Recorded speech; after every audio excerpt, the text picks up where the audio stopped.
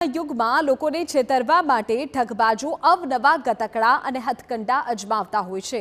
સુરતમાં આવા જ એક ઠગબાજનો પર્દાફાશ થયો છે। પાણીપુરી બનાવતી કંપનીના માલિકને બોલિવૂડ એક્ટર સલમાન ખાનની પેઢીની લીગલ નોટિસ ઈમેલથી મોકલીને 15 કરોડ રૂપિયાની માંગણી કરવામાં આવી।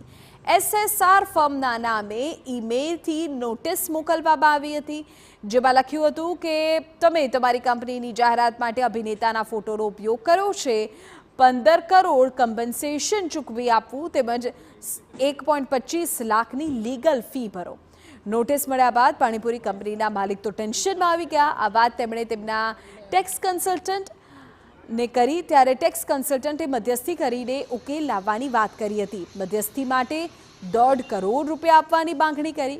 કંપની માલિકે આ દરમિયાન તપાસ કરતા ખબર પડી કે જે મેલ આવ્યો છે તે સલમાન ખાનની ફર્મ સાથે તેને કંઈ જ લેવા દેવા નથી, તેથી દાળમાં કંઈક કાળું હોવાની તેમને શંકા ગઈ।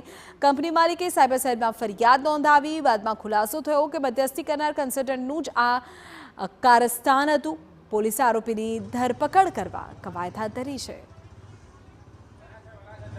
6 મહિના પહેલાં અમારા મેલ આઈડી કંપનીના મેલ આઈડીમાં એક મેલ આવેલો હતો, જેમાં લખેલું હતું SSR એસોસિએટ। એ મેલ ઓપન કરતાં સલમાન ખાનના વકીલ તરીકે એ નોટિસ આવેલી હતી, તો એમાં 15 કરોડ રૂપિયાની માંગણી કરેલી હતી કે સલમાન ખાનનો ફોટો તમે યુઝ કરેલો છે। પછી આ અમારા ટેક્સ કન્સલ્ટન્ટ એકાઉન્ટ જે સંભાળતા એ ભગીરથ કળથિયા, એણે અમને એમ કીધું કે આ હું હેન્ડલ કરી લઈશ, તમે કોઈને સ્પ્રેડ નહીં કરતા। તો અમે કોઈને કીધું નહોતું 2 દિવસ, અને જેમાં ભગીરથભાઈ એવું કીધું કે મારી ઓળખાણ છે સારી એવી, હું સલમાન ખાનના પીએ સાથે વાતચીત કરી લઈશ। સમાચાર